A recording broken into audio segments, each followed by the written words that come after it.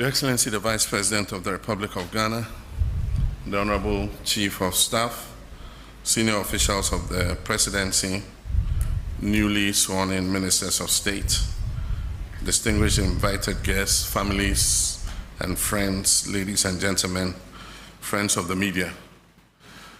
Exactly a month today, I took the oath to become the 6th President under the 4th Republic and the 12th head of state since independence. I did so with the hopes and aspirations of millions of my fellow citizens weighing heavily on my shoulders.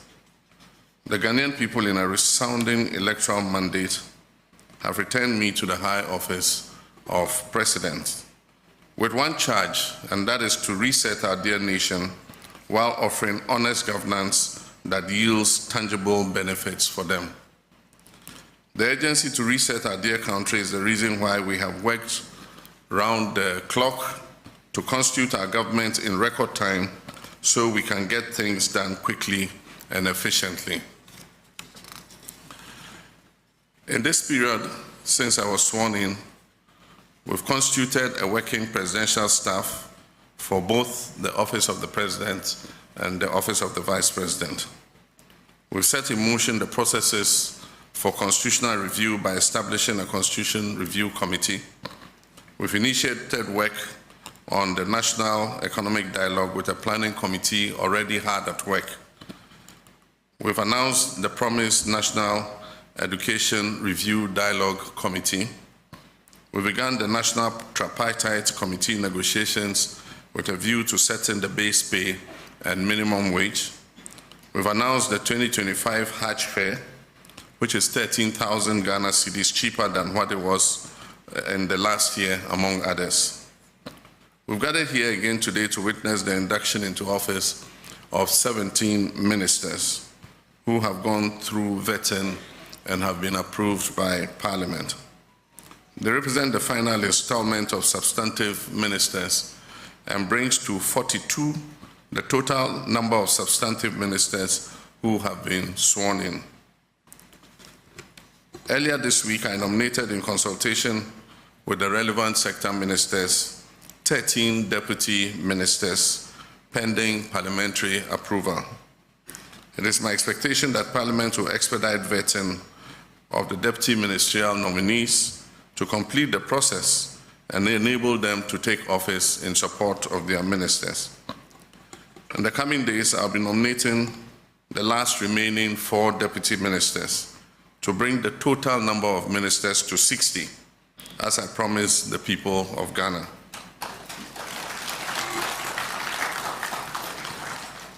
Indeed, we have proven that it is possible to have a lean and efficient government, but that is the easiest part of the job. An efficient government will not make itself. It requires strategy, creativity, innovation, intentionality, and hard work. And I therefore expect nothing but the very best output from all of you. To the 8 of you who will be serving as regional ministers, remember that the people in your regions look up to you to deliver on the promises made during the last campaign, in which you played active roles. How you conduct yourselves will either reflect positively or negatively on this government, and I expect that you will dig deep into your reserves to meet the expectations of our people. In addition, I've just sworn in 9 sector ministers whose performance will be key to the success of this government and the rapid development of our country. The Honorable Kwabena Minta Akando goes to the Ministry of Health. It will be your duty to supervise a health sector that is plagued by numerous complex challenges with regards to personnel and health facilities, but also in dealing with any possible pandemics like COVID-19, which can disrupt our very existence if they break out again. You therefore have the task of proofing all Ghanaians against effects of such disease and ensuring that our health system is robust and resilient to withstand such crisis. As Foreign Minister, Honorable Okuchetu Ablakwa You will have to bring the same dynamism and commendable work ethic for which you are known to navigating the complex maze of international diplomacy in a fast-shifting geopolitical environment. I have every intention of taking you up on your word regarding economic diplomacy, which will be crucial to repairing our reputation as a nation following the disastrous economic crisis that led to a loss of confidence in our economy by the international investment community. With climate change becoming an ever-pressing issue, I look forward that you, Honorable Alhaji Baba Isifu Seidu, will bring your wealth of experience and exposure to bear on our efforts as a country to contribute to the global efforts to combat it. I've made drastic changes to government information dissemination machinery, and I've picked you, Honorable Felix Kwachi Ofosu, to lead the effort as Minister of State for Government Communications to modernize and sharpen how this government interacts and interfaces with the Ghanaian people. Honorable Rashid Hassan Pelpo, you come into office at a time when we have inherited the worst unemployment situation in our country's history, with millions of Ghanaian youth despairing over the frustration of not being able to find a job. It will be your mandate to work with stakeholders to turn this situation around and also foster a harmonious labor-government relationship. To Dr. Ibrahim Murtala Mohammed as Minister of Environment, Science and Technology, you will have the unenviable task of safeguarding Ghana's environment, which has been in great peril from the activities of Galamsey and other environmental terrorism. You also have the responsibility of promoting Ghanaian technology and making it competitive. Ghana's communication sector has seen incremental growth over the last few decades, and you, Honorable Samuel Nate Jata George, the Honorable Minister for Communications, Digital Technology and Innovation, you will be expected not only to continue this growth trajectory, but to create policies that expand the frontiers of the sector and place Ghana at the forefront of the global telecommunications space. The Honorable Kofi Idi Adams, Minister for Sports and Recreation, I don't envy your job. You have the monumental task of restoring Ghana to its pride of place in African and world sports. The shambles that is Ghana sports today is completely unacceptable for a country with our pedigree, and I expect that you inject transparency, professionalism, and modernity into the management of the sector. I expect that you will concentrate on building up all the sports disciplines, and I know the Ghana Football Association would be a good place to start, to work to make sure that we return Black Stars to its glory days. And finally, with Honorable Joseph Bukari Nikpe, Minister for Transport, you are charged with the task of building on past progress in the transport sector to guarantee swift movement of people and goods through a modernized rail, aviation, and marine transport. I have no doubt that all of you are poised to work tirelessly to improve the lot of Ghanaians in your respective sector based on your experience and your competence. I must, however, remind you of the same caution I sounded to your colleagues who have already taken office, that the hallmark of this government will be modesty and respect for the Ghanaian people. There will be no room for arrogance and pomposity in this government.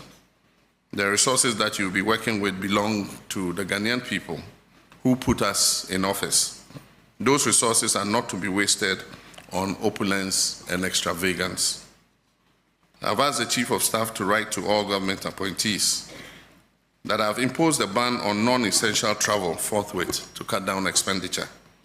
Any travel that is deemed essential and necessary must be cleared first with the Office of the Chief of Staff, and such travels will have to be undertaken in modesty, no first class.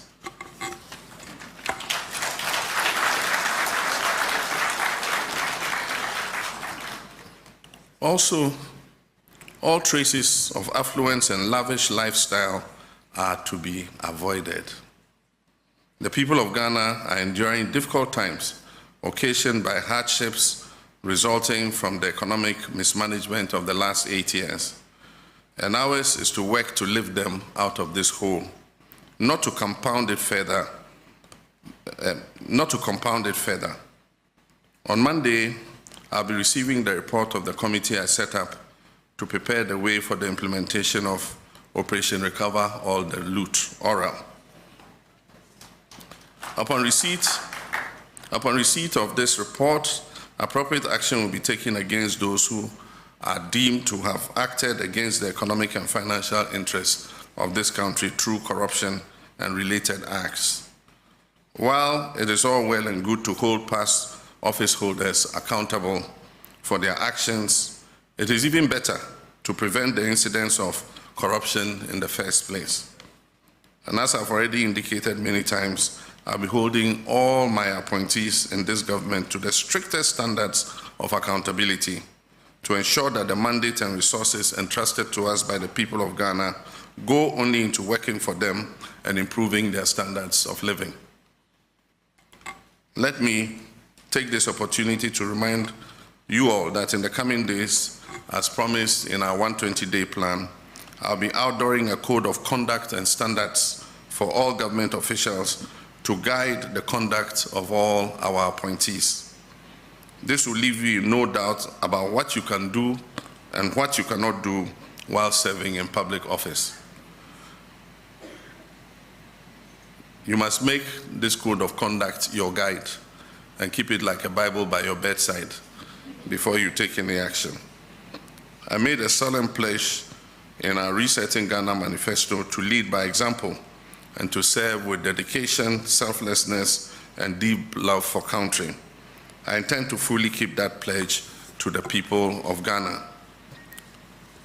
And my biblical instruction. Therefore, as ye go forth into your new roles, remember once again that our ministry as a government is not to dispossess the people we govern of their dignity, their livelihoods and opportunities. Ours is rather a duty to reset our country and ensure the equitable distribution of the gains of progress and prosperity to all. May God bless our homeland Ghana and make our nation great and strong. Thank you.